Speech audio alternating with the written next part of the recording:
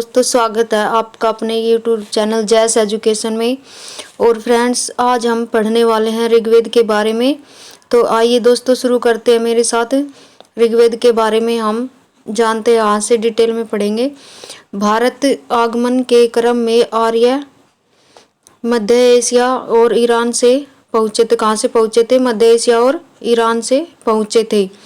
फिर भारत में आर्यों की जानकारी ऋग्वेद से मिलती है। किससे मिलती है? ऋग्वेद से मिलती है। ऋग्वेद हिंद यूरोपीय भाषाओं का सबसे प्राचीनतम और पवित्र ग्रंथ है।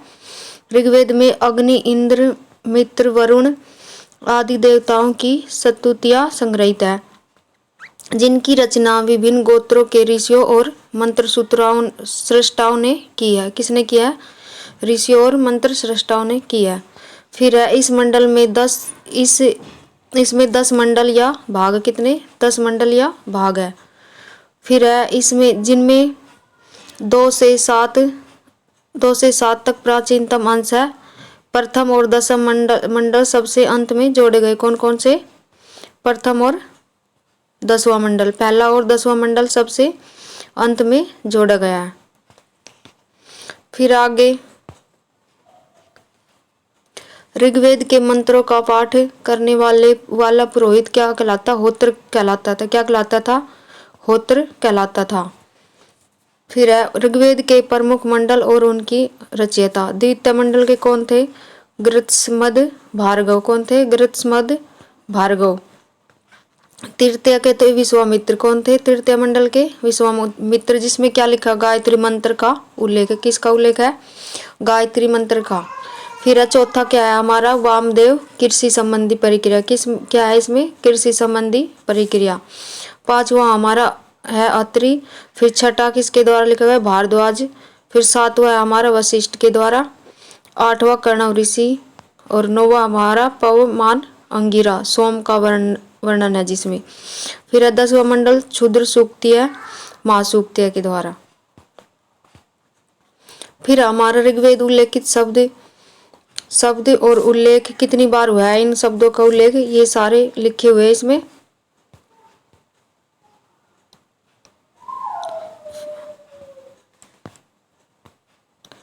फिर है चौथा मंडल के 3 मंत्रों की रचना 3 राजाओं ने की है। किसने किया? चौथे मंडल की रचना 3 मंत्रों की रचना किसने किया? 3 राजाओं ने। फिर त्रासद कौन कौन से थे? त्रासदस्यु, अजमीड तथा पुरमीड। कौन कौन? त्रासदस्यु, अजमीड और पुरमीड। फिर 9वां मंडल सोम को समर्पित है। किसको समर्पित है? 9वां मंडल सोम को, जो हमने ऊपर पढ़ा था अभी, सोम को समर्पित है। अतः इसे सोम मंडल कहा गया, इसीलिए इसको क्या बोलते हैं? सोम मंडल बोलते हैं। फिर हमारा 10वां मंडल सबसे अंत में जोड़ा गया। किसमें? सबसे अंत में। अतः इसी के एक भाग पुरुष सूक्त में चतुर्वर्ण व्यवस्था की स्थापना की सूचना मिलती। किसकी? पुरुष सूक्त में चतुर्वर्ण व्यवस्था की स्थापना मिलती है। फिर हमारा इसी मंडल में देवी सूक्त का उल्लेख है। किसमें? 10वें मंडल में देवी सूक्त का उल्लेख है, जिसमें वाक शक्ति की उपासना की गई है। किसकी उपासना? वाक शक्ति की उपासना। फिर हमारा ऋग्वेद के ब्राह्मण ग्रंथ ऐतरेय व कौशितिकी है। कौन कौन से ब्राह्मण ग्रंथ? ऐतरेय और कौशितिकी है। आयुर्वेद को ऋग्वेद का उपवेद कहते हैं। किसको? आयुर्वेद को। फिर ऋग्वेद की सर्वाधिक पवित्र नदी कौन सी थी? सरस्वती थी। कौन सी थी? सरस्वती थी। इसमें नदीतमा का, इसे क्या कहा गया? नदीतमा या नदियों में सर्वश्रेष्ठ कहा गया। किसको? सरस्वती नदी को।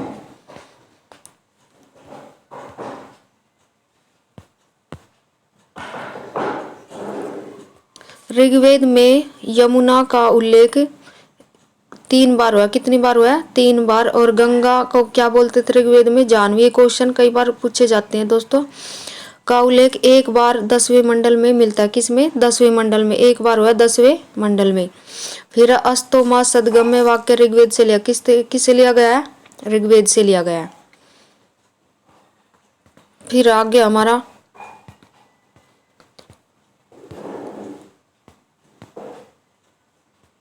आर्य शब्द से एक जाति विशेष को समझा जाता है। किसको समझा जाता है? मतलब आर्य क्या है? एक जाति के रूप में समझा जाता है आर्य को।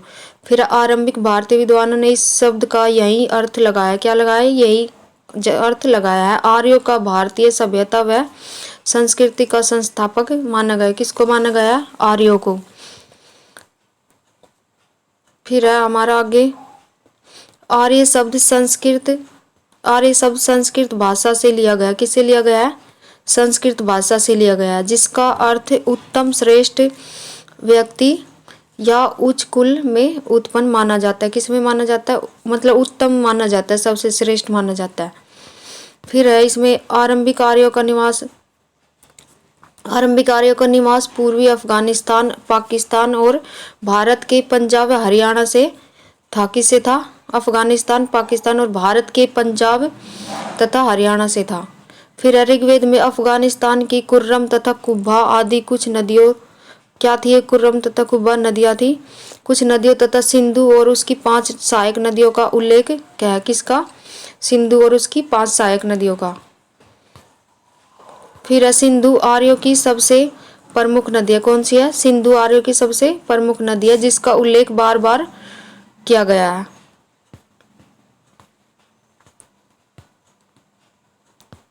फिर हमारा सामवेद, साम का तात्पर्य क्या है? गान से। किससे है? गान से है। सामवेद से ही सर्वप्रथम 7 स्वरों सा, रे, गा, मा, पै, ध, नी की जानकारी प्राप्त होती है। किससे प्राप्त होती है? ये सामवेद से प्राप्त होती है। फिर इसीलिए इसे भारतीय संगीत का जनक कहा गया। किस लिए कहा गया है? इससे ये 7 स्वरों की ध्वनि जो प्राप्त होती है, इसी के कारण इसको भारतीय संगीत का जनक माना जाता है। सामवेद के मंत्र सूर्य देवता को समर्पित है। किसको समर्पित है? सूर्य देवता को समर्पित है।